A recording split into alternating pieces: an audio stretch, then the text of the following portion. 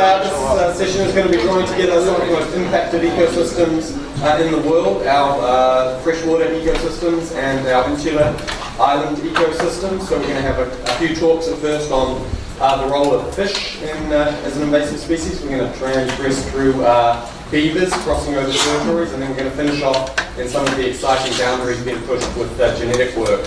And then we're going to finish off with a 15-minute Q&A based largely around the gene drive presentations earlier, the genetic presentations earlier, but also an opportunity if there's any questions for the fish speakers. So without further ado, we have Helen Bardal from the Norwegian Veterinary Institute talking about going to scale with fish management.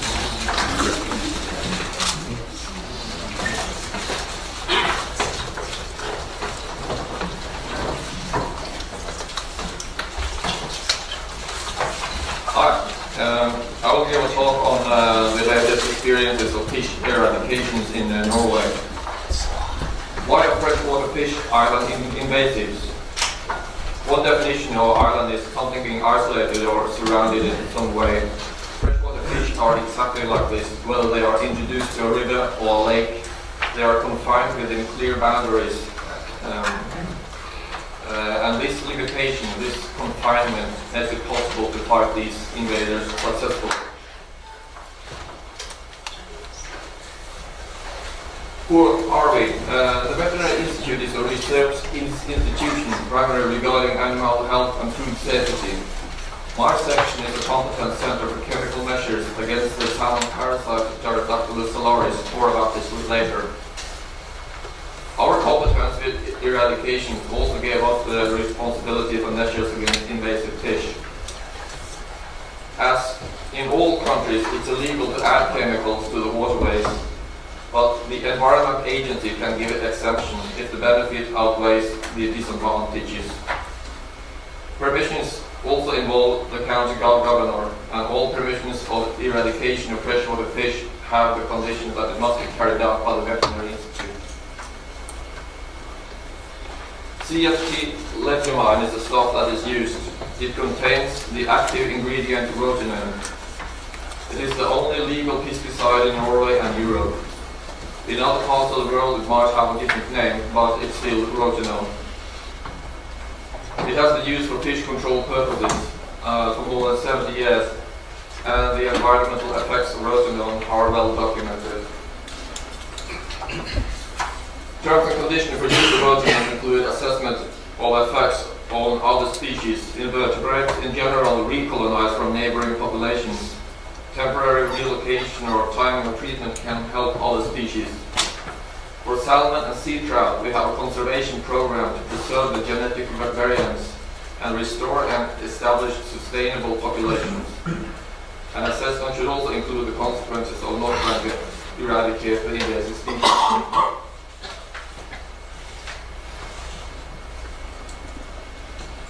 What are the effects of RODENT treatments?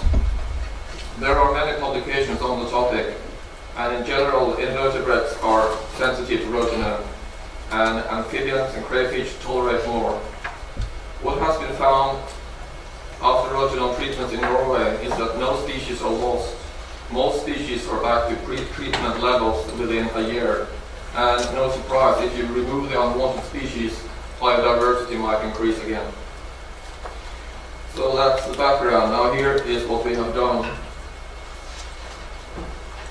It eradicated roach from a small town. The town was a good site for many amphibians until someone put roach in it, giving us a blacklisted fish threatening a red-listed newt. One of the smallest treatments we have done, we used 4.5 liters of CFTL. I'll keep on saying CFTL, which is the RODENT part. 2 persons did the treatment in 1 day. It was also one that created the most positive headlines. A very popular treatment. The invasive roach ate all the amphibian larvae when it was present in the town.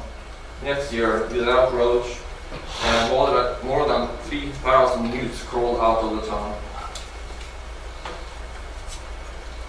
Eradicated pike from a river segment. Pike was moving upstream in a watercourse divided by sluices. Pike was present in the river, the red part on the map. And pike was found in the buffer zone the orange part of the map here. We didn't want the pipe to enter the large trout lakes upstream. The river segment, the orange part, was drained and remaining pools were treated with rotenone. An electric barrier was built to let the boat traffic pass and keep the pipe out. 5 persons did the job in one day using 100 liters of CFTL. We eradicated minnow from a high alpine region. This is on the water divide between east and west, represented by the red line. Minnow is alien to the western watercourses. It was important to push it back and build barriers to ensure a buffer zone towards the water divide. There were no roads or phone coverage in the area. 16 persons did the job in 5 days, and we used 200 liters of CFTL. On the bottom picture there you can see the barrier, and a drop of 70 centimeters is enough to keep the minnow out. Eradicated roach again from 7 lakes in Trondheim. That's a city of 170,000 inhabitants. The reason for the treatment was discovery of roach close to the city's drinking water supply. In Norway, most potable water are lakes. We did not want a new species in the drinking water supply. It could impair the water quality. And was of course an alien species to the region. Many hiking trails, playgrounds and backyards made this treatment quite a contrast to the alpine region with very different challenges. 14 persons did the job in 4 days and we used 4,000 liters of CFTL. Eradicated salmon from Riparian. The salmon parasite Gyrodactylus salaris is an alien species to Norway, and it is lethal to the juvenile salmon in the rivers. The national goal is to eradicate the parasite from the country. The parasite has no life stages outside the host, so when we take out the salmon we also eradicate the parasite. And the parasite cannot survive in seawater, so the salinity of the fjords acts as a barrier for dispersion, leaving us with defined borders for the treatment area. Huge preservation and re-establishment measures for salmon and sea trout accompany this task. The treatment distance of the River Røma was 42 kilometers. It was 6 rivers altogether, and 90 persons used 7 days to treat it and used 8,000 liters of CFTL.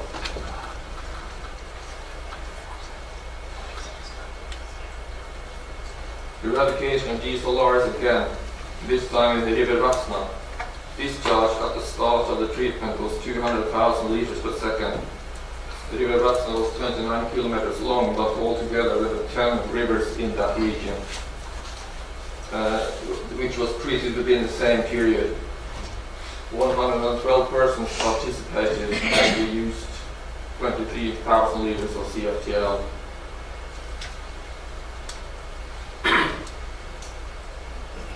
Moving north, it became clear that the Arctic char also could host the salmon parasite. After checking lakes in the region, we found that the parasite infected Arctic char in 3 lakes in the Thistle River system. The infected zone is marked with yellow on the map.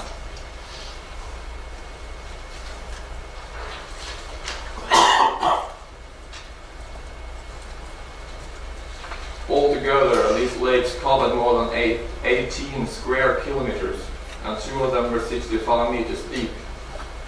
The infested zone also included 30 kilometers of rivers. This led to one of the largest rotenone treatments ever. The eradication of G. solaris from the 3 lakes took 158 people for 11 days, and we used 238,000 liters of CFTL. So this is some background experience which can be used by the EU also. The EU has a new directive from July 2016 saying member states shall prevent further spread and eradicate problem species. This brief walkthrough show that it is possible to do something with invasive fish, both in small and large scale, if resources are allocated. But don't start here. Start with this one. Start safe, do small and easy targets first, get experience, get success. More about how it's done will be presented at the poster session by a colleague on her. Thank you.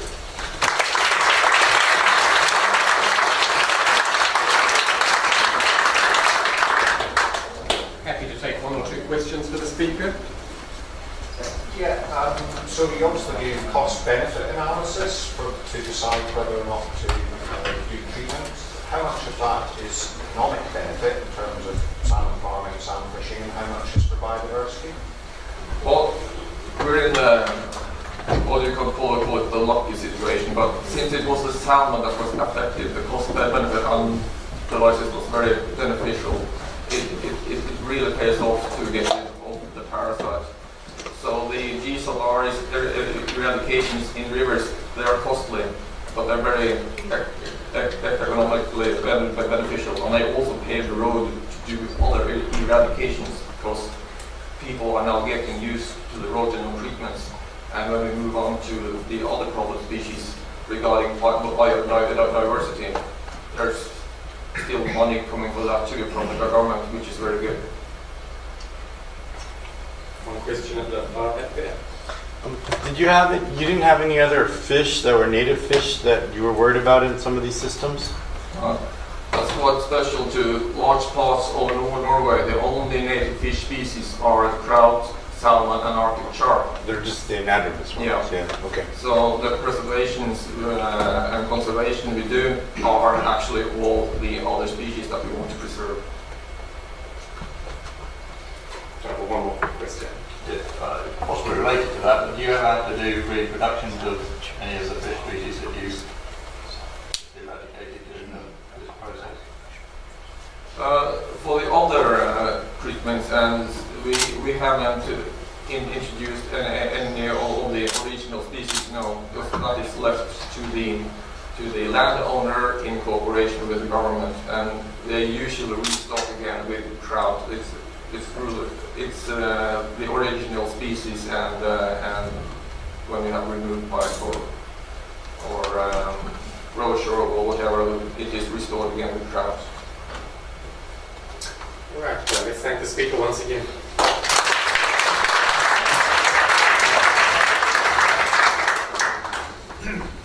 Our next speaker is Adrian Schiavini from the National Council of Scientific Research in Argentina. We'll be speaking about the issues of fever in Tierra del Fuego, which I must say I had the pleasure of eating last year in Tierra del Fuego.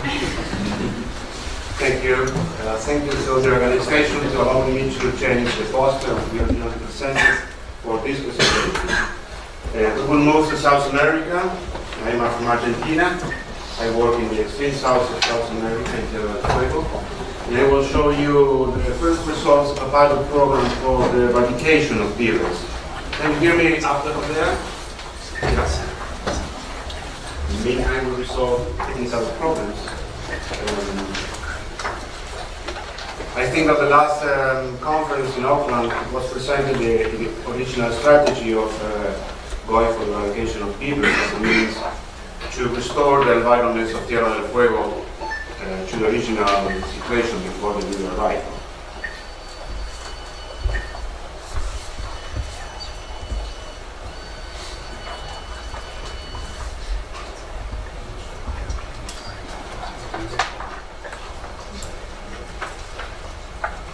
Well, in the meantime, this program is funded essentially by the Global Environmental Facility and is implemented in Argentina by the Food and Agriculture Organization from the United Nations, and as well as national and provincial counterparts. I belong to the National Scientific Research. It's a main partner for this large project. No?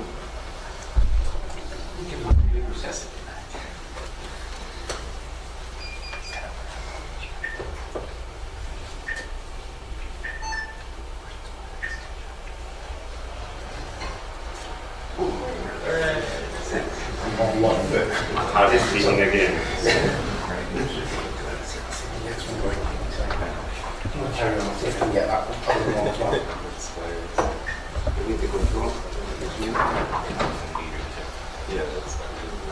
Well, a little bit about beavers. For those of you that are not familiar, they are semi-aquatic rodents, one of the largest rodents that lives in family groups. They are territorial animals. They build a series of dams to protect their lodge where they live, and they used to share a common food resource. Which is the laser here? Oops. Sorry, which is the laser? It's on approach.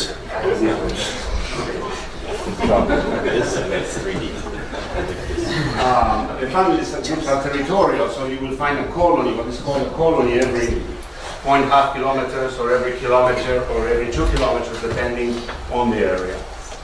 The young dispersed after age 2, so the kids lived with the family until they became age 2, and they dispersed to find new territories.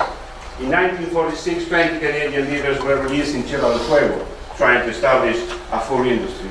The original place of release was over here, and this is the photo of the time zero. The guys bringing the beavers from Canada and his hydroplane next to his, if the picture works. The short clip shows the time zero release of the 20 animals. The speaker is very proud of this enterprise trying to improve the Tierra del Fuego economy.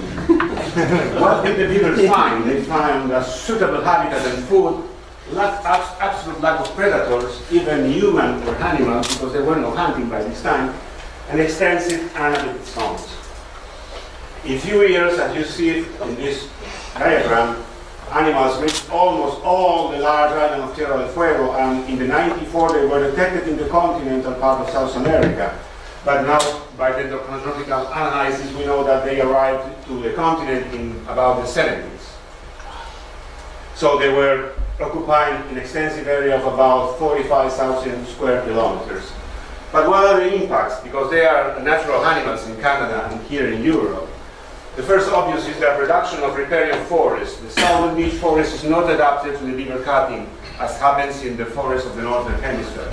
We know that they built about 70,000 dams only in the Tierra del Fuego, Argentina, and about 4% of the forest is cut or flooded by beavers.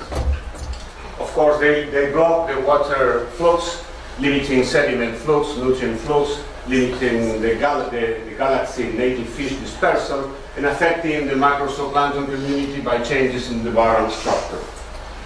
What happened to the beaver? Until 1980, almost 25 years after their release, they were left by their own. Nobody hunted them, nobody take care of them.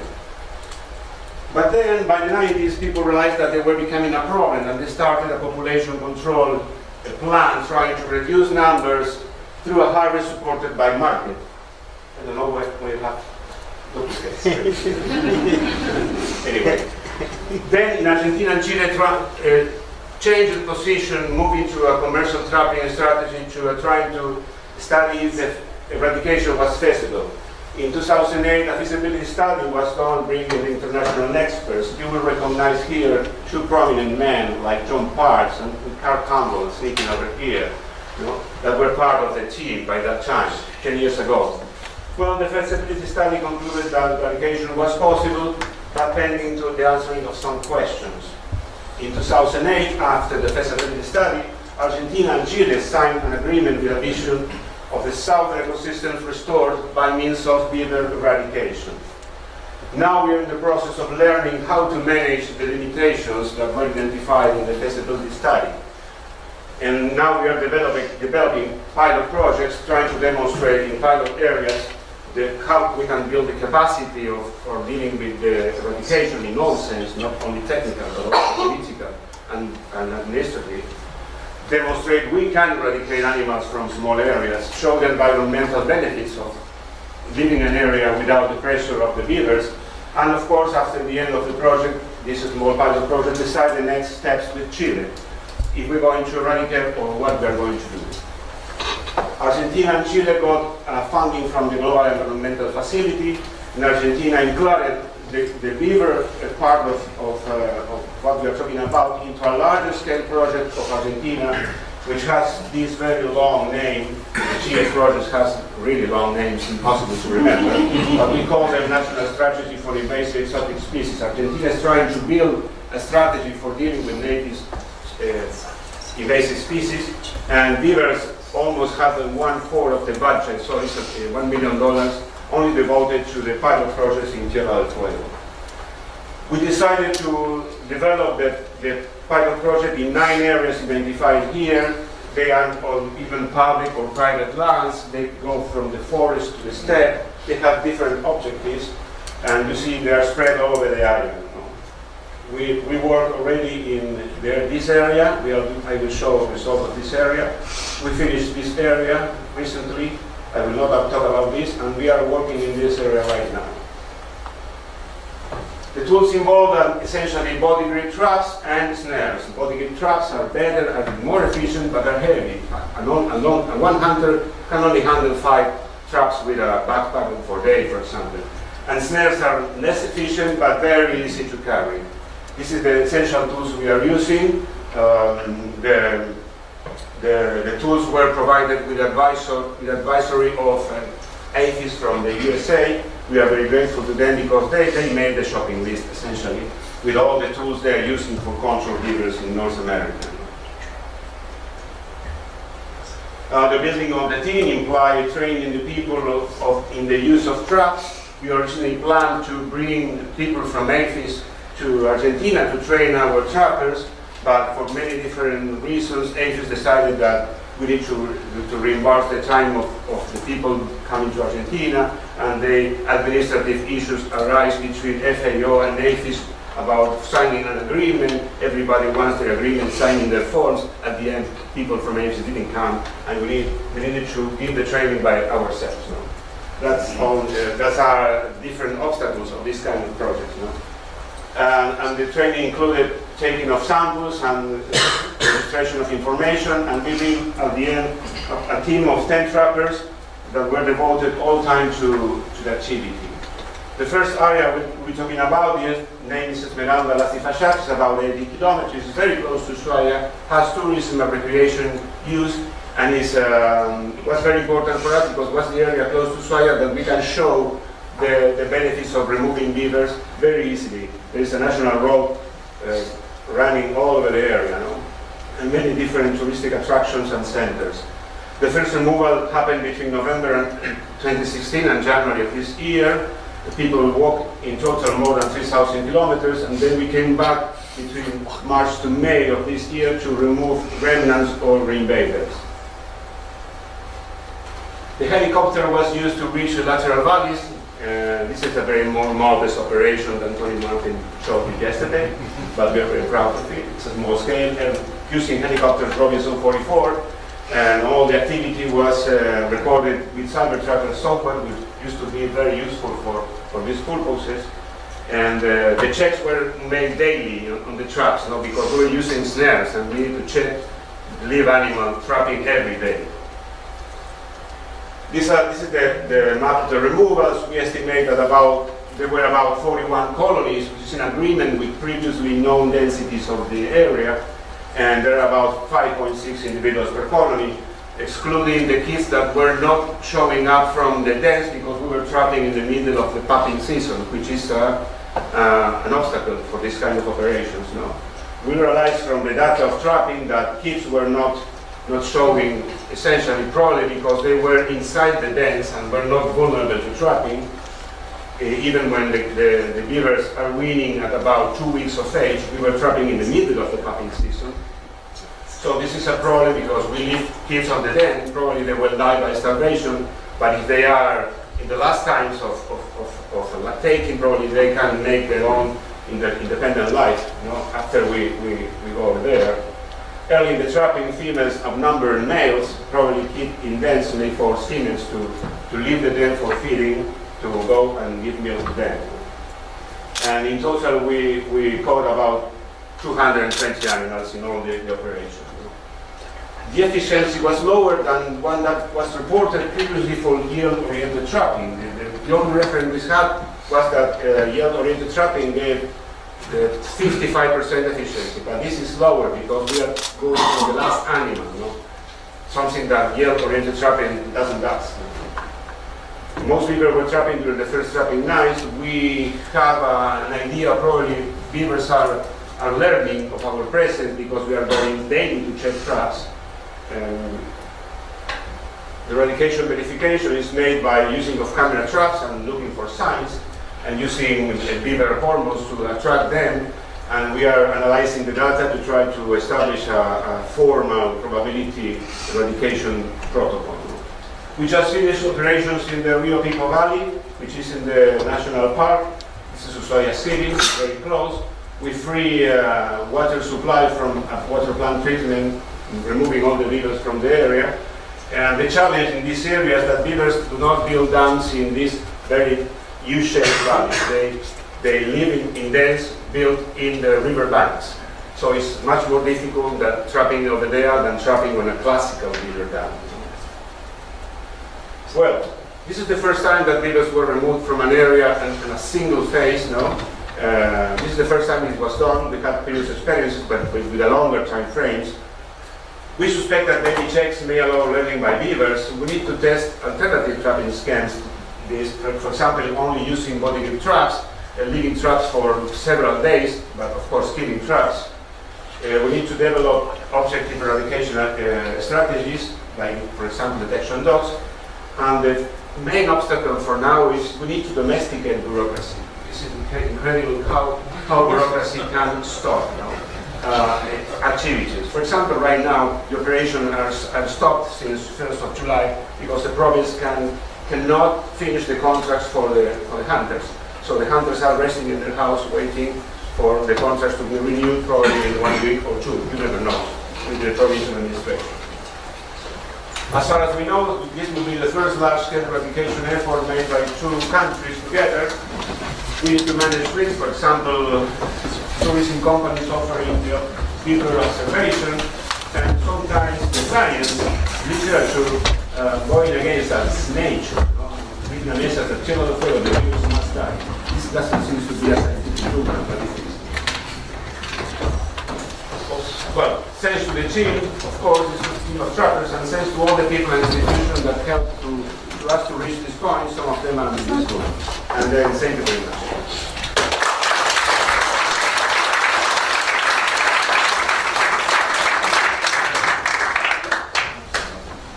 We have time for perhaps one quick question. Yes.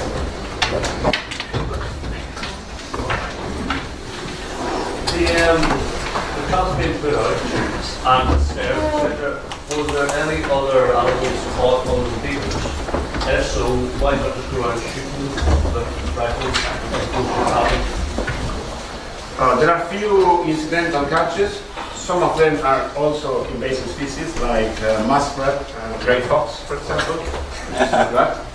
We had some ducks capture and geese, about 9 in total, which is not bad, taking the amount of trapping knives we reported. And the second question about rifle.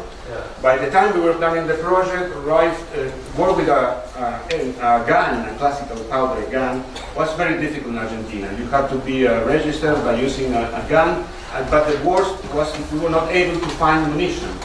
The only factory making ammunition in Argentina was closed by the time we planned, and importing ammunition from abroad was almost impossible in Argentina due to exchange regulations.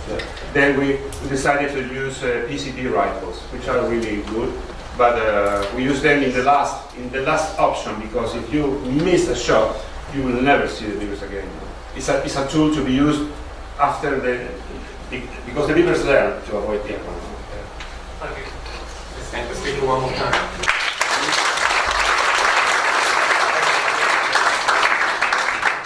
Our next speaker I had the pleasure of meeting under a bridge on the outskirts of town yesterday in a patch of invasive giant bogweed. Chris Horrill from the Rivers and Fisheries Trust of Scotland is going to talk to us about issues with Scotland. Thank you.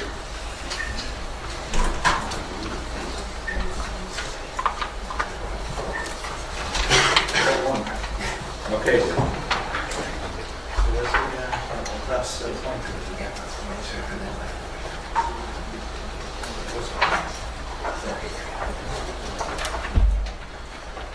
Okay, hi, I'm going to try and briefly, in this presentation, take you through about 9 years of work that I've been doing with 26 Rivers and Fisheries Trusts, and particularly 12 Rivers and Fisheries Trusts in the north of Scotland, in terms of controlling a range of invasives and trying to put in preventative measures as well.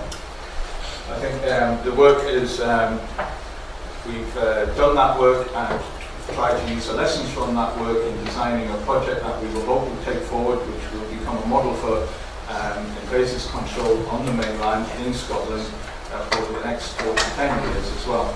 And that model will incorporate the lessons that we've learned from the previous work, as well as some of the cycles that we have in funding, etc. So behind me you have a picture of Scotland. This is what people like to see in Scotland. Nice bright sunshine, nice mountains, beautiful river, very good environment, high quality resources, etc. And these resources are very essential in terms of Scotland's economy. Scotland exports a lot of whiskey, it exports a lot of salmon, and a lot of those products actually have premium prices based on people's perceptions of clean environment in Scotland. Invasive species are a threat to that environment, and they're also a threat to the rivers and lochs in particular. I don't think I have to go into too much to know that people know that rivers and lochs are waterways are particularly vulnerable to invasions, although they are biodiversity corridors. They're also nice corridors for transmission of invasives as well. The higher dispersal of a lot of freshwater species as well, because of flooding, etc., which will help them disperse along river courses, etc. Often riverbanks or areas of higher human disturbance, and a lot of the invasives we get are actually high impact ones. Most of the high priority invasives in the aquatic environment, most of the UK high priority invasives are in the aquatic environment. I use INVS here, which is invasive non-native species. That is equivalent to invasive alien species in the UK here, and we use non-native because alien has other connotations. So we have a range of invasive species. Some of them are riparian, some of them are in fresh water, some of them are easier to deal with than others. So what did we do about it? Work prior to 2008 was mainly undertaken on a smaller scale in scattered catchments throughout Scotland. Scotland itself, in terms of the invasion, actually represented the northern invasion front here around about the Cromarty Firth. Once you got north of this line, the amount of invaders and the number of invasive species dropped off sharply than it was south of that particular line. A lot of invasives concentrated around the central belt, and less so down the south, and less so up to the north. So what we did to try and get a more strategic approach on this is that we worked with the 26 members of my organisation. Basically, RAFS was an umbrella organisation that represented 26 local organisations that worked in the field. And we worked to produce biosecurity plans. Those biosecurity plans were put together in collaboration with people like the GB Non-Native Species Secretariat, as well as the Scottish agencies that also had an interest in invasive species, and they were actually to operationalise things like the GB Invasive Non-Native Species Strategy. So that was looking at prevention, rapid response and control. Setting those plans, we used then to raise funding to actually implement a number of strategic invasive plant species projects. We also teamed up with the University of Aberdeen to create the Strategic Mink Initiative. I think Xavier Lambert will be talking more about that on Thursday. We did some work on awareness and biosecurity. And also our experience in cycles and funding is showing us that we do need to look at what is cost effective for long term, because we have been operating in Scotland in not a particular island, not in the same context of a lot of the other talks here, but basically in very inhabited areas. We are surrounded by 3 sides on water, which does give us a bit of a defensive barrier, but also we've been looking at how we develop this and how we roll it out using natural features like hill ranges or mountain ranges, etc., to slow down immigration into areas we're trying to defend. So we've also tried to learn what we've got and incorporate that in the new initiative that we've just submitted for funding. which is called the Scottish Invasive Species Initiative. So, how successful have we been? So we've been doing mink control using volunteers, using rafts, where basically those rafts support a clay pad within a tunnel. If there's footprints of mink detected, we put in a trap. If we capture mink, then we dispatch it humanely, and we send the carcass up to Aberdeen for analysis, etc. As you can see here, we covered quite a large area, around about 29,000 square kilometres, with lots of rafts, 4,000 rafts in that particular area, and we utilised around about 600 volunteers in that. We also used a lot of, collected a lot of data from these rafts. Also using our volunteers, we developed interactive kind of data collection, online data collection systems, as well as more conventional picking up the phone, having a chat, because not everybody wants to go online, and different places have different requirements, etc.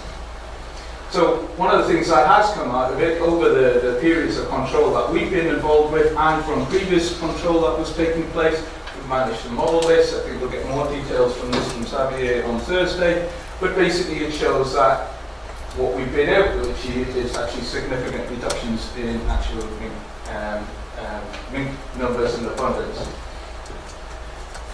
And so what does this actually do? What was the lesson we took forward? So what we decided to do then was to say, okay, how can we use that to actually have a phased approach to mink control that would build on the achievements of what we'd already done, and how could we then put that into the new project so we could get a more cost-efficient way of doing mink control.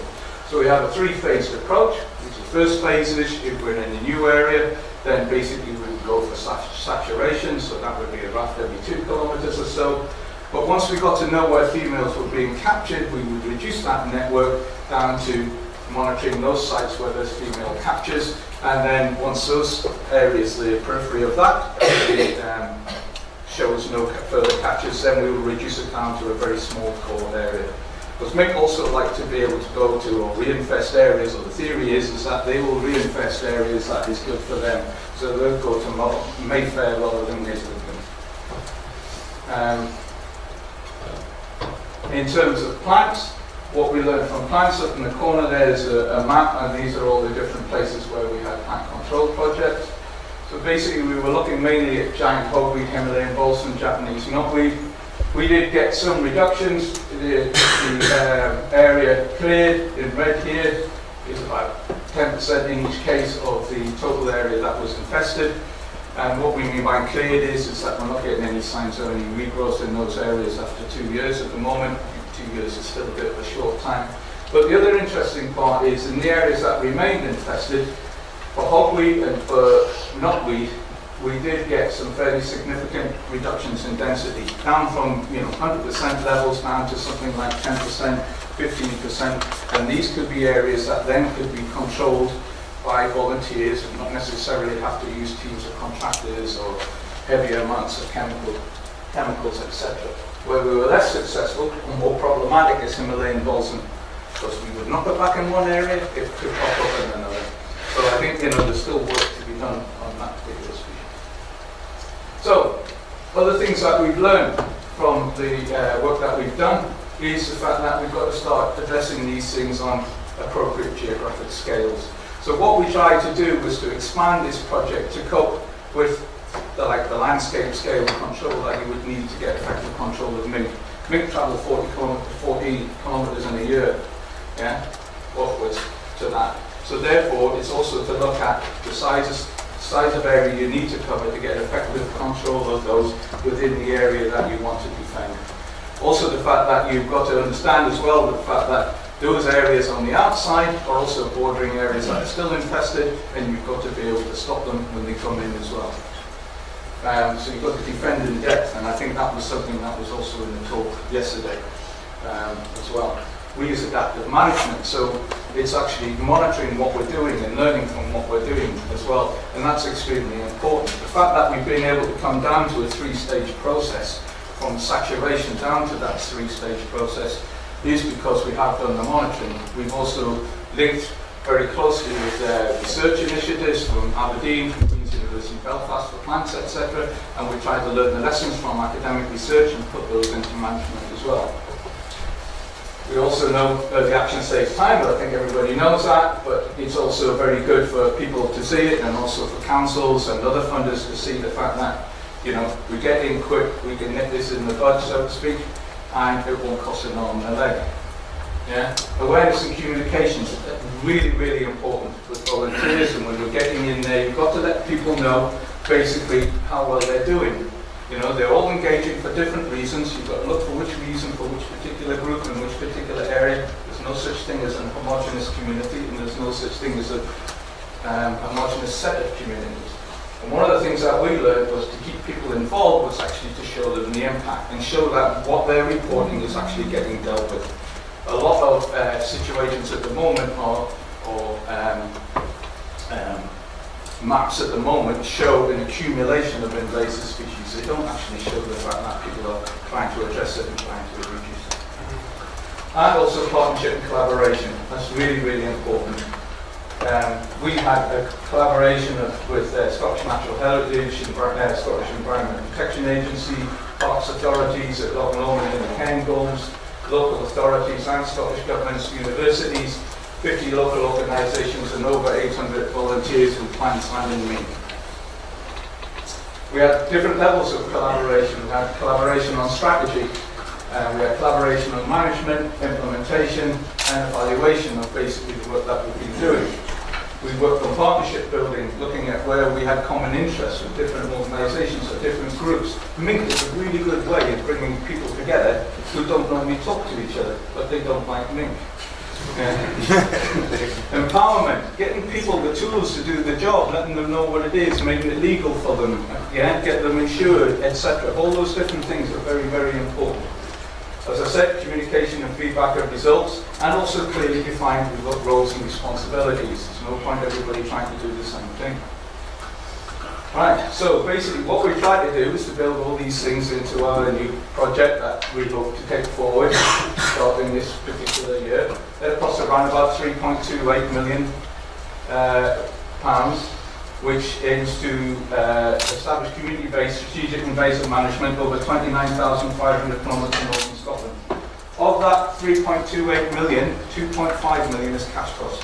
The rest is in contributions from volunteers and contributions from local organisations, etc., in terms of their time and cash, etc. And we hope that this project will be successful because it will be experimental, because we are trying new approaches. We hope to consolidate our partnership approaches, maintain stakeholder involvement over the periods that need to be maintained, which is a pretty long time, because a lot of these things are going to come in. They'll keep coming in. Coordination at regional level, reduce risk of reinvasion through biosecurity and restoring native communities, testing focused approaches, which is the strategy approaches, and also for those people who are interested in the finances in getting better cost benefit and reduced cost per area, species, etc. I've got to say, Chris, we've got Tony Martin looking at me through the door. Is it You are out of time. All right. So basically, just one thing I just want to show here. This is what we've been experiencing in funding cycles. So we've had already been through 2 cycles here of increased funding as projects come in and then it drops off, increased funding as projects come and drops off. So what we're planning for is exactly the same thing in the project that we've designed. And whether that's successful or not will be dependent on the fact that, you know, whether we eradicate or whether we get durable reduced density, which will take not many resources to keep under control. We can control introductions and spread. We can actually get invasive species management integrated into other aspects of catchment management, and it's not just something that people see as an add-on.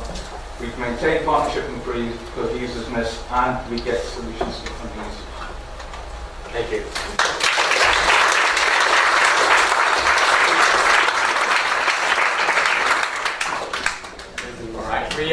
So there's been a substantial change in the program now. The next 2 talks will be on genetic tools for invasive species management, and then at the conclusion of those, at 1:15, we're going to have a 15-minute Q&A with those speakers and some other experts in the room where people can really hear what their thoughts are or questions on some of these genetic tools. So without any further ado, we have Tim Harvey Samuel from Birthright who's going to talk about some of these exciting tools on the horizon.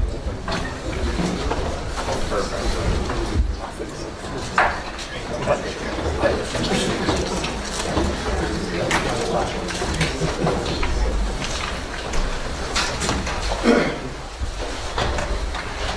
well, first of all, thank you very much for the opportunity to come and speak to you today. As mentioned, my name is Tim Harvey-Samuel. I'm a postdoctoral scientist at the Veterinærinstituttet and the LB's Aquatic genetics group, and we are developing gene drive systems for the control of pest mosquitoes. At least one of those pest mosquitoes is an island invasive, QX fasciatus, based in Hawaii. But today I'm not going to be talking about that in particular. I'm going to be giving a brief kind of overall introduction to gene drives and how they might be useful for invasive species. So today my talk is going to be divided up into three main parts. In the first part I'll be discussing the general characteristics that define gene drive systems and talking about the ways that people have thought we might be able to use these technologies to control pest species. In the second part I'll be discussing some of the implications of these characteristics in terms of how they provide potential advantages over the conventional tools we use for controlling invasive species. And then the third part, I'll be discussing some of the safety concerns that arise from these characteristics and ways potentially that we can mitigate these safety concerns. But first of all, I'll start off by asking the question, what is a gene drive system? Because obviously these are very novel technologies, people might not be so familiar with them. And there are a huge number of gene drive systems that have been proposed, and many of them are now functional at the proof of principle stage. But they all share two common key features. The first is that these are vertically transmitted technologies, so they're passed via mating, and that's how they enter pest populations. And secondly, perhaps the more commonly known characteristic of these strategies is that they have the capacity, once they enter a pest population, to begin to spread autonomously within that population. So they increase in frequency. And there's two main ways people have thought we might be able to use these technologies to control pests. The first is through the classic population suppression method. Here, as your gene drive spreads through a population, you're actually spreading a genetic load through that population. You're trying to reduce its density. So the classic ideas are to spread a sex ratio bias, normally in favor of males, but other strategies are available.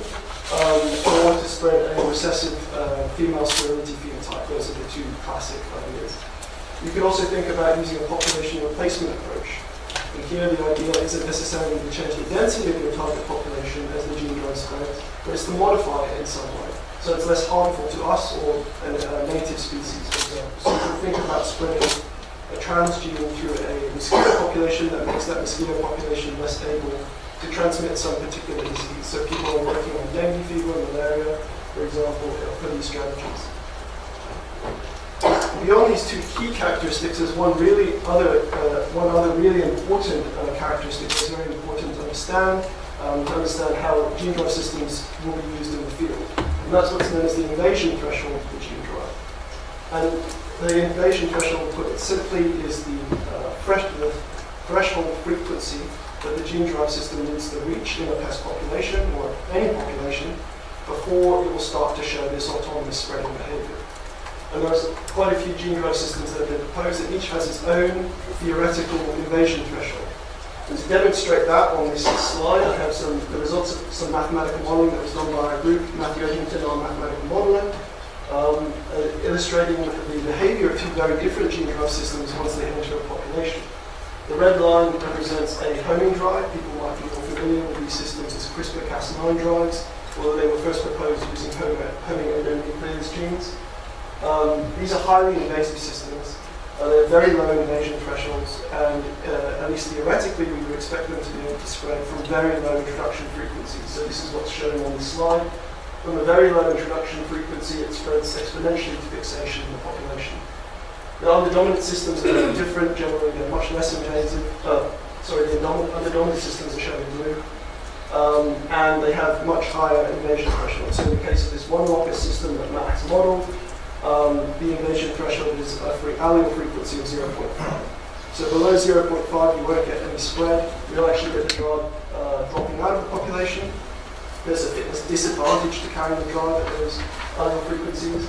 Above that there's a population level advantage to carrying the drug, so it will actually spread to fixation.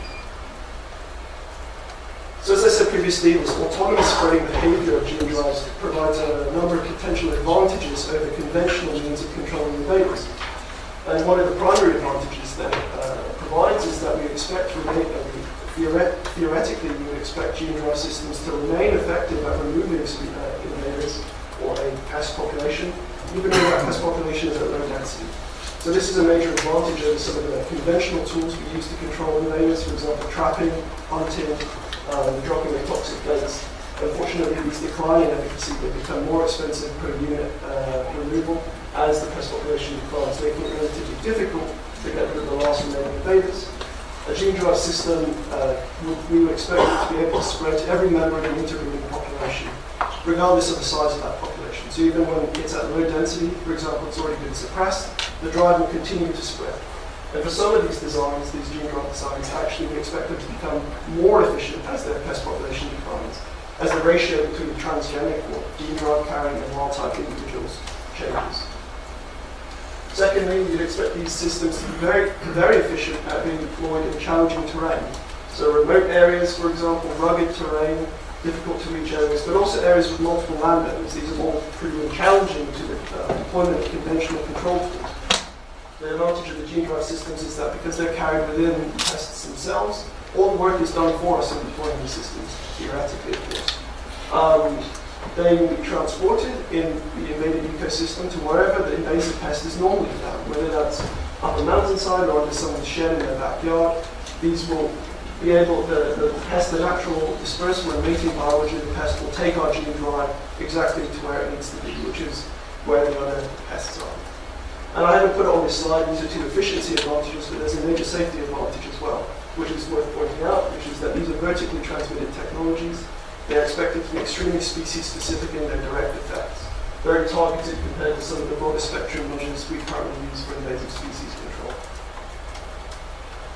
But of course, there's always a flip side to everything, and in the case of this autonomous spreading behavior, there's one major safety concern that comes alongside that. And this is what's known as transgene escape. Transgene escape is the unintended movement and subsequent spread of the gene drive system in a non-target population or a non-target species. So you can think about a non-target population in an invasive species context as the native range of the invader. A non-target species could be a native species at your deployment site that is closely enough related to your invader that you could get hybridization, followed by introgression of the gene drive into the native species. And of course, transgene escape is something we need to be able to prove that we have control over. We need to be able to show to regulators, for example, that we are able to keep the drive in the area that we want it to be. It's very unlikely anyone is ever going to let us test these systems in the wild. And there are a number of mitigation strategies for reducing transgene escape. But before I go through those, I think it's useful to go through a stylized example of a transgene escape event so you can see where these mitigation strategies fit in. So let's say we have two populations of species. One where that species is an invasive, called the target population, and one where at a trial site, the deployment site, and one where it is not invasive. Let's say it's a native species. This is its native range. This is the non-target population, the mainland site. And let's say we want to try and eradicate our invasive with a gene drive system. We would release the gene drive into this small population, and with any luck, that gene drive will reach fixation in the population, possibly crashing it. But of course, every generation that the drive is present, there'll be a chance that individuals will disperse away from the trial site. This doesn't necessarily constitute a cause for concern yet, because of course what needs to happen is these individuals need to disperse into the non-target population and mate with the individuals there, passing the gene drive into the non-target population. So what we're actually really, the biological parameter that we're really interested in transgene escape is actually the level of gene flow that occurs between our target population and our non-target population. And you can break that down in a very simplistic sense, I know. You can break it down further as an interaction between the geographic distance separating these two populations and the dispersal capability of the pest, because of course it needs to be able to travel that distance. But let's say, for argument's sake, that the individuals do disperse that distance and mate with the individuals there, passing the gene drive into that population. What happens next will be dictated by the type of gene drive that we're actually trialing, and we'll go back to the invasion threshold. For high threshold systems, the low invasive systems like the underdominance systems, we would expect that the drive will be purged from the population for any low level of migration into that population. because the roads exceed the intervention threshold, then there's a fitness cost below that to carry and drive. The situation is very different for highly invasive systems like the CRISPR-Cas9 drives, and we would expect for any sort of significant level of migration into that non-target population that the drive will indeed start to spread. So of course we need ways to prevent this from happening. These are where the mitigation strategies come in. So you could initially target species with a relatively low ability to disperse, kind of containing them to that trial site, and in the case of invasives, this includes species whose human-mediated dispersal pathways can be efficiently managed. We could try these in geographically isolated areas, and for these reasons and others, we discussed in our paper, islands are probably, oceanic islands are probably the ideal trial sites for gene-derived technologies. You'd also probably need to utilize molecular containment designs. I don't have time to go into these today. We're developing some of them in our lab for invasive mosquitoes, as our collaborators are doing for invasive mice. People might be familiar with the daisy chain architecture of the drive, so we're developing those currently. So in conclusion, gene drives work by spreading through populations and either suppressing them or replacing them. There are a number of potential advantages over conventional means of control, but there are also some novel risks, including transgene escape, and it's very important to have thought through for release these systems. Thank you very much.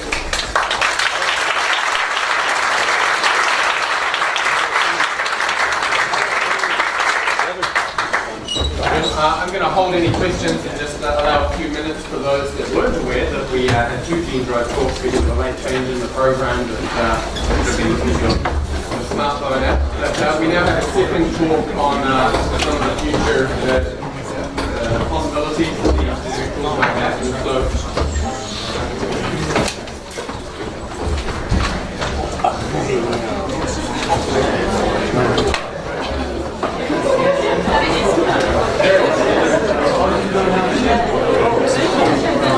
our next talk is going to be from Campbell on behalf of the GLID program to focus on invasive rodents. At the conclusion of that talk, we'll have a 15-minute open Q&A with Carl and any members of the audience that can vote in. Cool, thanks, Carl. Thanks everyone for coming along. I'm here actually representing basically the list of authors here, which actually form the steering committee that we have around this.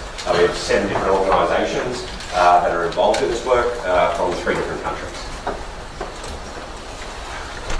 So a little bit of background on sort of how did we get involved in some of this work.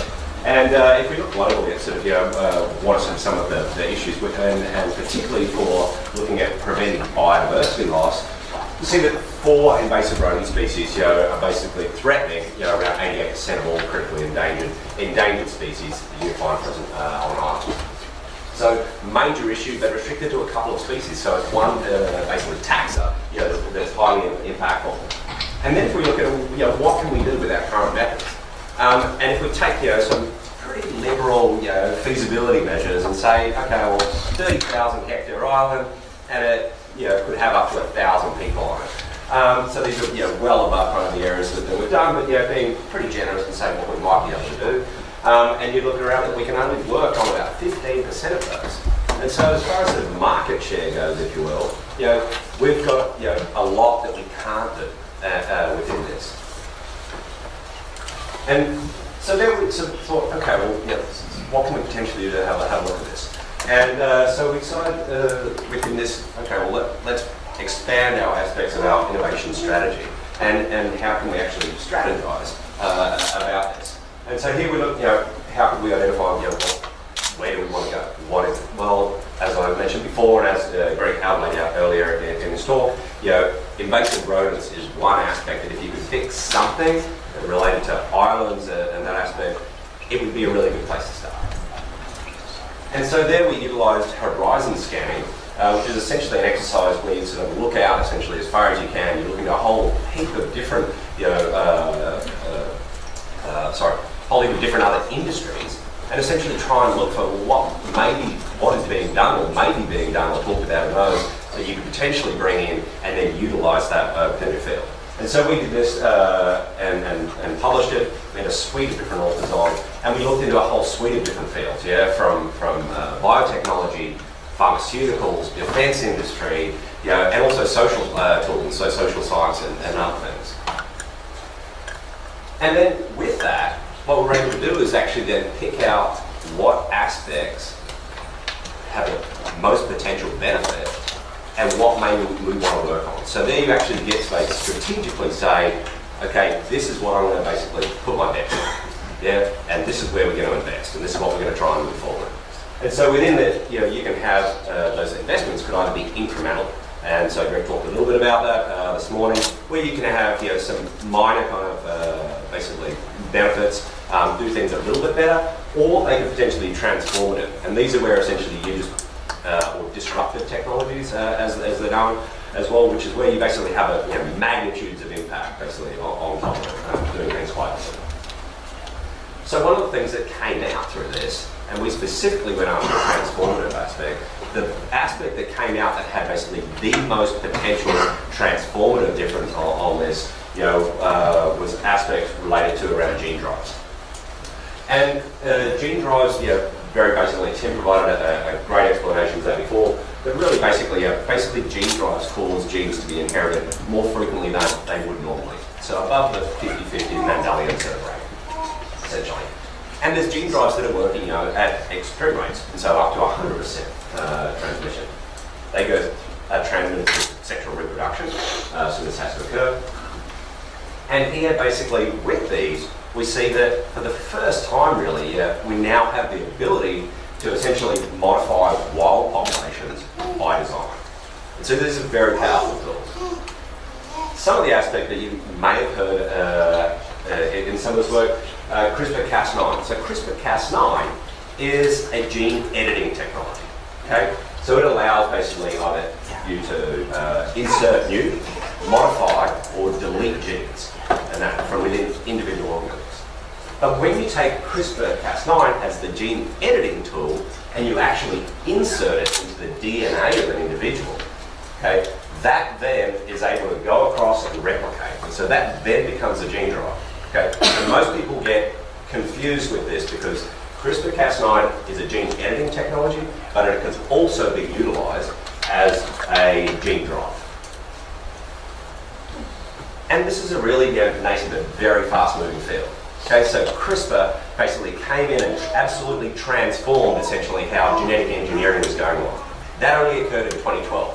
The first paper that came out, basically landmark paper, essentially was at the saying how you could utilize CRISPR as a synthetic gene drive, came out at the end of 2014. Okay, this is like really fast-moving field. There's lots going on. Two of the aspects that is worth knowing within this, because of this and because of the potential power of these technologies, the National Academies of Sciences in both Australia and the US have basically put out papers on this, trying to provide some recommendations and guidelines for the field of how and where this should be going. And so they provide some general recommendations, and first of these is actually precaution, that there should be phased approaches to the development of this and how they're sort of rolled out. So essentially working from aspects of small kind of trials that are highly biocontained, potentially moving up to releases on isolated areas that can be controlled. Also with this, not just developing the technology, but actually engaging the public and involving them within this. And the use of risk assessments that utilise modelling and ecologically based risk assessments that move that aspect forward. And so these here are some of actually the principles and aspects that we're also working on and have adopted these within our program. So which gene drives are we working on? So we're specifically working on a couple of different gene drives. And essentially our partnership, you can see, is sort of basically an umbrella, and we have multiple technical approaches basically within it. So here, one of the ones we're working on, there's a naturally occurring gene drive in mice. It's called the T complex. Megan spoke a little bit about it earlier. I would suggest that you head, if you want to know a bit more about this, Donna will be presenting a poster and that later, and she's been the one working on this at Texas A&M. Essentially with this is working in the lab. It's been demonstrated basically greater than 95% inheritance rate. We're working on that. The other one that we're working on with University of Adelaide, and they're working on a CRISPR-Cas9 and a different variant of this, which is the CPF1. And these are essentially synthetic drives. Yeah. So we're looking at essentially 3 different sort of drive mechanisms that may potentially sort of work with this. And there's different advantages and disadvantages to each of these. So they may be useful in different situations. Because we've got all this sort of, if you will, under one umbrella, this provides great opportunities to actually be able to compare across and fairly compare across these, so be able to compare and contrast. But the gene drive without any genes attached to it doesn't really do anything. Yeah? And so you actually need to pick which genes do you want to push through a population. And so we've been really looking at basically aspects of how we can bias sex ratio. So our partnership has been essentially focused on this bit. And so if we look at mammalian sex determination, and I'll go back and do a little bit of biology class now for you guys. And so males have an X and a Y chromosome, and essentially males basically just determine through their chromosomes as to whether offspring are going to be male or females. Females carry an XX. So one of the aspects that we're looking at doing is creating all females. And you can potentially do this by utilising a Y shredder, okay, which is something new that our partnership is working on. And with a Y shredder, what happens if you saw the little bang bang kind of aspect there, the Y chromosome gets shredded, and that would then basically become XOs. XOs are phenotypically then females. So this is an all-female strategy. Okay? The other aspect we're also looking at is maybe going all male. And so with this, if you look at which genes basically drive essentially sex determination, what are the master switches essentially of the genetic aspects, you see that SRY and SOX9, don't worry about all the other kind of bits and pieces around it, basically focus in the little red circles. These are the aspects that are sort of considered to be the master switches for sex determination in mammals. So they drive as to basically whether your the bipotential gonads, okay, which can convert into either ovaries or testicles, basically which way are they going to go on that. Okay, so utilising these, we can potentially drive there, that you can get all male strategies. So these are also being investigated. So with this, we now have 3 potential gene drives and 3 potential other options. Yeah, so there's 9 potential aspects that we can look at. So it's not just all though about the genetics of this. And so there's a whole suite of obviously other aspects that can influence in this. And you may be able to develop this perfectly in mice and then put them out on an island. Yeah, but if they get eaten or never pass on any of their genes, this is not going to help them with this technology. So there may be behavioural barriers, and that are there. There also may be behavioural leverage points, okay, that we can actually utilise that may actually help with transmission of this and go through. And so there's a very interesting case study in the 1980s on the Isle of May, relatively small island, population estimated to be around 1,000 mice. Some biologists, geneticists released 42 male mice and 35 female mice from a different island. And they were able to genetically just determine it. These are not transgenics. Yeah. After 18 months, basically they went through and checked it, and basically all of the mice on that island were all hybrids. Yeah. So a couple of invaders, less than 5%, were able to successfully genetically invade that population essentially and transmit their genes throughout the entire population. With this, it was found basically that this was disproportionately basically males were responsible for this. So males were able to drive it through. So there may be aspects here where we can really sort of leverage aspects of biology and promiscuity. Where I should have mentioned earlier, our program is specifically focused on mice. And so we're looking at trying to develop this for invasive rodents, but we're really focused on mice. And we're focused on mice for several reasons. And that, sex determination and other aspects are very well characterised, and aspects of behaviour are very well characterised. They're the genetic model, essentially, if you want to be working on vertebrates. So, just showing here, this is part of our program in the various aspects. So I mentioned some of the technological aspects of the genetics. I mentioned some of the behavioural aspects. There's also aspects related to social engagement, okay? Aspects related to communications. And that there's regulatory engagement. And that, so this map just basically gives you an idea, a little bit of an idea on who's doing what within the program and partnership that we currently have together. Also like to draw your attention that we're working with an independent ethics advisory board, okay, that basically looks to overview this. So there's this whole suite of sort of aspects within this that there. And the program at the moment, is restricted. Okay, so part of this, following on from the National Academies of Sciences recommendations, and that is really basically it's restricted. And so our aspect at the moment is we're looking to develop these technologies, and that under bioconfined conditions, we're looking to explore them responsibly. We're looking to conduct social engagement and basically inform on this aspect to publics. And so part, for example, of what I'm doing here today is introducing this actually to this community, people that work on particularly islands and eradication work.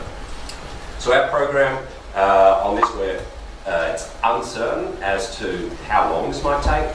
So there's current engagement with regulators that will determine, for example, what kind of experiments and other aspects and data sets they may require for basically releases to be able to occur.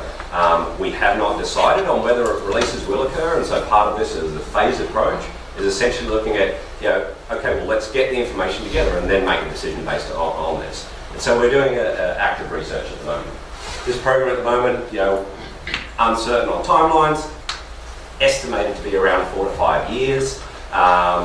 They're also, we're looking at a $16 to $22 million program over that period. And so some of our accomplishments today, we've basically been putting out there basically invasive rodents on islands as the case study, and it's really been taken up. And so National Academies of Sciences, for example, and a whole suite of others have been utilising this as a case study.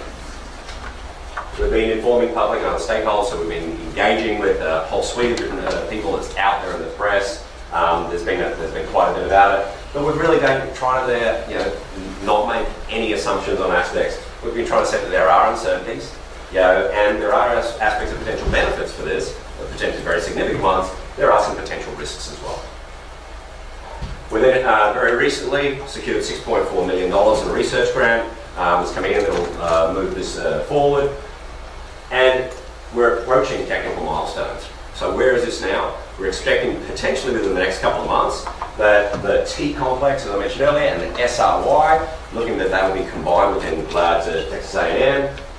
Also there, potentially, we're looking in the next couple of months, maybe the first CRISPR gene drives that's been developed in invertebrates, and this work's being done at the University of Adelaide in Australia. Thank you.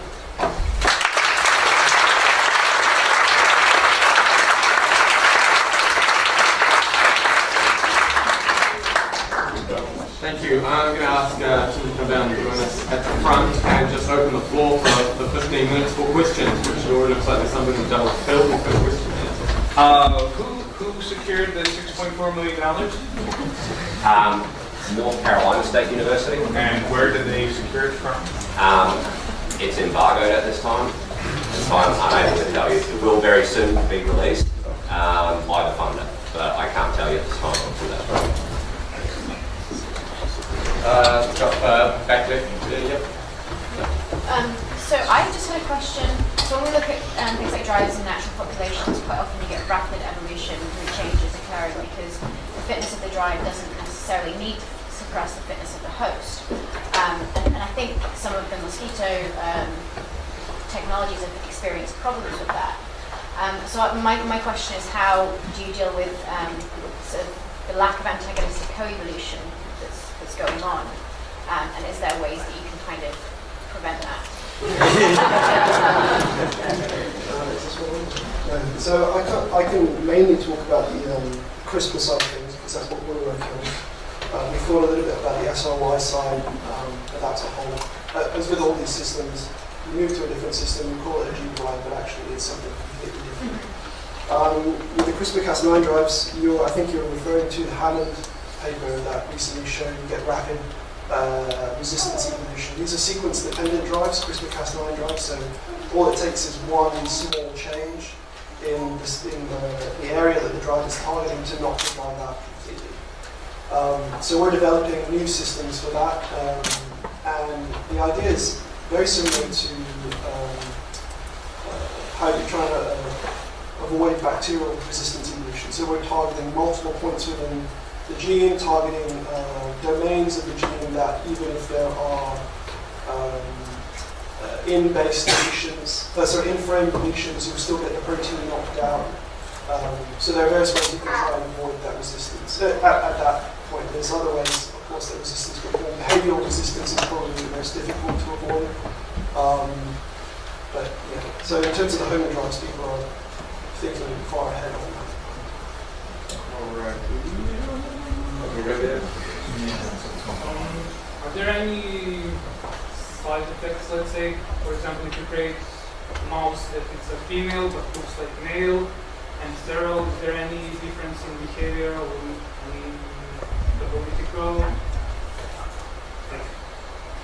So, great behavioural question. I'm going to pass the mic. So, Megan, back up here, is actually working on the behavioural aspects.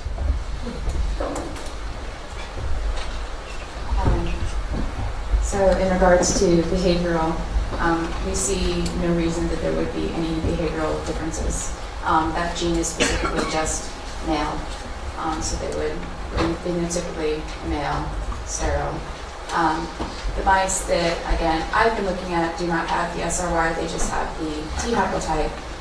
And so there have been investigations into if there's a difference if you carry that, with some differences being shown. However, it remains to be seen how competitive they will be. I just had one little note from the original description of that, what they do with SRY. Cover of nature, and the mouse was named Brandy because he was very sexually motivated. That's my name, Cyril. I think on the SRY front, I think it's actually really interesting. I'm not sure. We've been thinking a little bit about it because we have similar systems based on CRISPR that will work similar ways. But the presence of these sterile pseudomales, rather than having a negative advantage, I think it's quite possible that they could have an increased efficiency suppressing females, as long as the females didn't mate again. It's interesting. One of the advantages of working with mice is that a lot of this stuff has already been done. Yeah? And so you're working with a system where so much is already known in terms of genetics, in terms of behavior and other things. It actually makes it really challenging to find that stuff because there's so much information out. Question up there.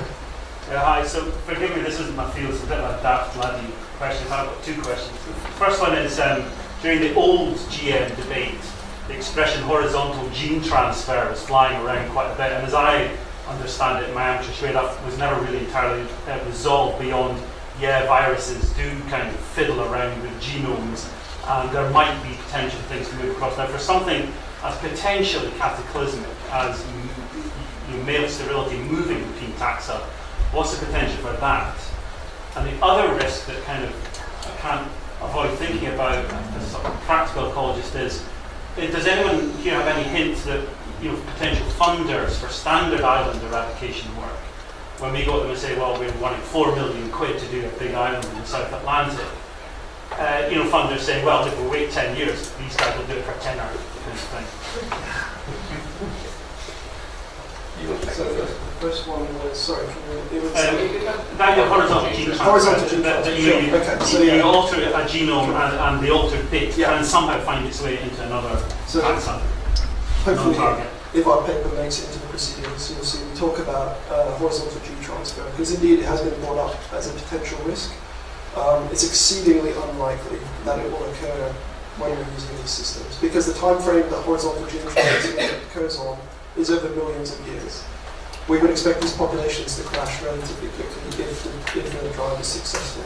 The other thing to point out really is that, again, I can only really talk for the CRISPR drives, but these are very sequence dependent drives. So it's also, it remains to be seen if it passed. We're trying really hard to make sure that it spreads within one population of one species. The sequence variation between species, even in conserved genes, is considerable. So it remains to be seen whether a CRISPR sequence drive would even work in a related species if it was passed by horizontal gene transfer or hybridization. So part of that, just to follow on there, part of the CRISPR. So previously, and in invertebrate systems as well for agricultural work, they've been attempting to harness essentially these native, naturally occurring gene drive systems, and that since the 40s. Sure. But CRISPR and why it's basically totally transformed biotechnology and gene editing is because of its specificity. But it also basically it looks for a sequence of genes, and only when it has that sequence, basically can it go and insert. So this is again, this is a nascent field. There are a lot of unanswered questions at this point. There's a lot of people working on this aspect. One of the things within our program that we're actually looking at, so this aspect of safety and how do you contain it? How could this not be a global drive which would affect all mice everywhere? Yes, mice are native in some places, and you wouldn't want to impact those. So in addition to basically aspects of physical containment, i.e. it's on an island, but we know through aspects of biosecurity that mice also move.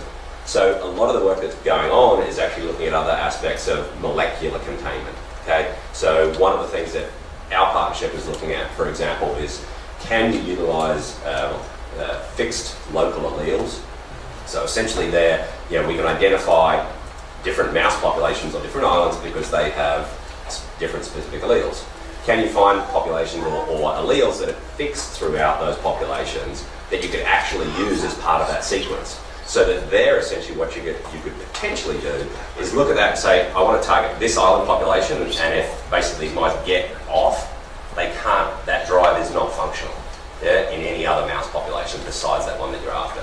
There's other things going on, such as daisy drives and other things. But so there's a suite of sort of options and exploration that's going on within this field at the moment, and a lot of this work sort of going on through Gates Foundation and others because they're interested in malaria eradication. Funding question. Yes. All right. We'll tackle the funding question, which was just that the opportunities this presents in say a decade or more might slow people down for funding projects now. Yeah. So the aspect, and this is sort of one of the things that wildlife conservation has talked a little bit how do we message this essentially potential with this that we may be ready to basically submit to a regulatory agency in 4 to 5 years, for potentially the first trial, if we decide to basically move forward with this under current timelines. Now, so that's a rodent trial, yeah? That's for rodents, okay, specifically for mice on an island that we don't know where it is yet or anything else. Potential for in 3 different countries. The aspect, should we wait then for something? One of the aspects, we're also trying to do is manage expectations, okay, on this, and that's so we're not trying to build this up to something that it's an option. We're looking at it, but in the meantime, we should continue doing the same work, because if we get to 15 years down the track, and a bunch of species have gone extinct on these islands, and this doesn't end up being functional, then this whole field just lost 15 years, worth of work. So we're trying to manage expectations on this as well. Horrill, I study mouse mating behavior, and one of the things it seems to me that nobody really knows is how many males a female mates with under natural conditions. There seems to be almost no data. We know from paternity analyses how much desire offspring, but what their actual mating behavior is, it would be really nice to have a lot more information about that. There's a lot of knowns about mice. There's a lot of unknowns and aspects as well with this. And some of our work is actually providing opportunities to study some of these other aspects as well in more detail. But I'm uncertain where you're going with that. Besides that, there's uncertainty. So, for example, females are pretty promiscuous in the mouse population study.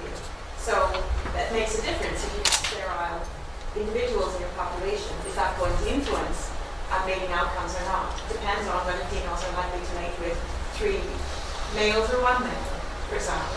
So some of the work that we're doing, and why we're looking at a suite of different strategies, including all female strategies, is some of the stuff we don't know. Some of the basic modelling sort of says, it's most likely all male strategies. But there's uncertainty around this, and so one of the things that we're trying to do on this is if you take a fairly broad approach and have a series of different strategies, we can model those consecutively. And there's going to be aspects either with behaviour or other things that either inhibit or basically assist with, and they may be leverage points if you're interested in basically pushing genes through a population. The one at the back. Yeah, Carl, so you just talked about the different allele, like allele selection on different islands, and the example you showed for the where they moved mice from one nearby island to another island and then showed how they swept through, that makes sense. But when you're talking about now creating lab mice and then putting them onto islands, then all that's, I'm just confused. Would you have to actually collect from the island you're going to do work on, bring them into the lab, do the genes swapping, and then put them back? Or are you going to be able to create a generalized mouse? So, great questions. Some of the aspect that we're looking at doing now, the behavioural aspects, essentially, we know that certain populations can invade other populations. Yeah, and with that, one of the things that we're trying to do in a very generalistic aspect is actually rank basically invasibility. Yeah, because if you try and take these mice and they can't invade that, and they're your stock mice that are supposed to be carrying these genes, and you try and put them there, well, they just all die. Right. Yeah, so that doesn't help you at all. But you can pick basically situations where you can take these invasive mice, if you will, that can very successfully basically compete and outcompete basically existing males. Then those are the ones that you want to be using as your stock population. So they're basically, we're working on that to determine for Island X which basically other mice should we be using as stock to basically bring in and carry those genes through. The little I know about this suggests it's a really exciting new adventure, and in principle, it sounds like we should be getting behind this. But I have some concerns. A pest species in one place is a native species to another, and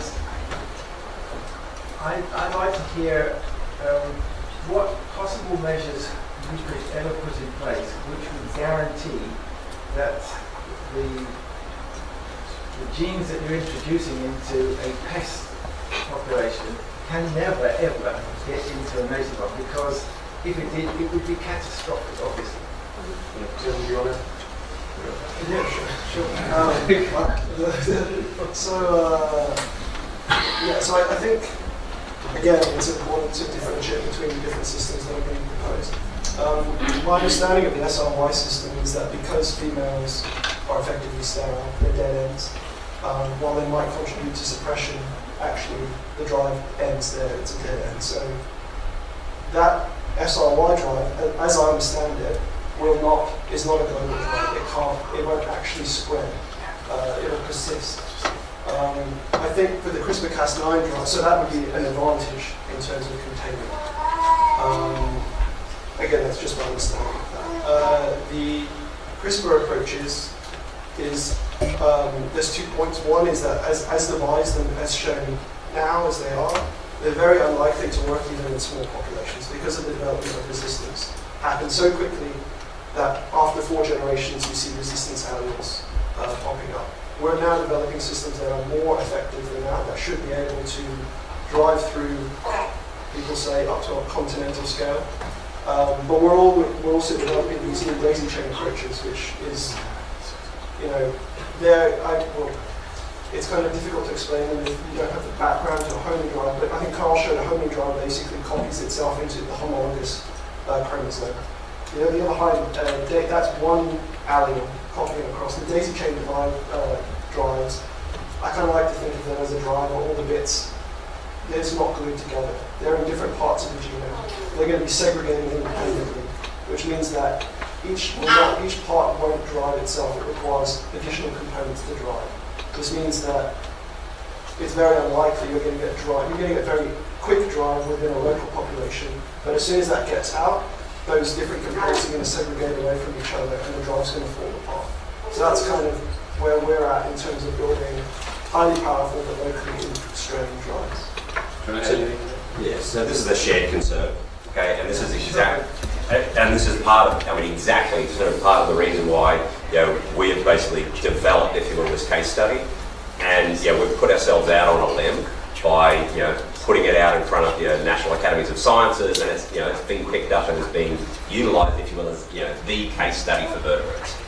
And, you know, that puts us out on a limb because now you're susceptible, you know, but you're also getting lots of great feedback as to what are the other concerns, and you're getting, you know, the best people on the planet thinking about this stuff. And so with this, you know, we've attempted to basically provide their, you know, transparency and other aspects in this so that, you know, we can have the best possible option for this. Nobody's releasing mice on any island, you know, anytime soon.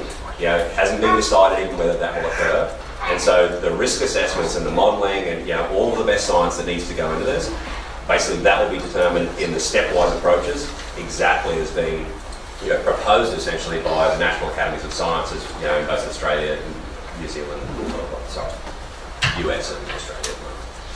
I'm going to wrap it up there through 12:30. Yeah, but I thought I'd just finish off. Interestingly, can I just do a straw poll? Can the audience raise their hand if they're generally supportive of this research going forward and what they've learned today? Can I just see, out of just curiosity, hands up for who's supportive of it going forward? Good. Good. All right, well, then just to thank both our speakers here and all of the speakers in this session, and what was really interesting about learning about gene drives and the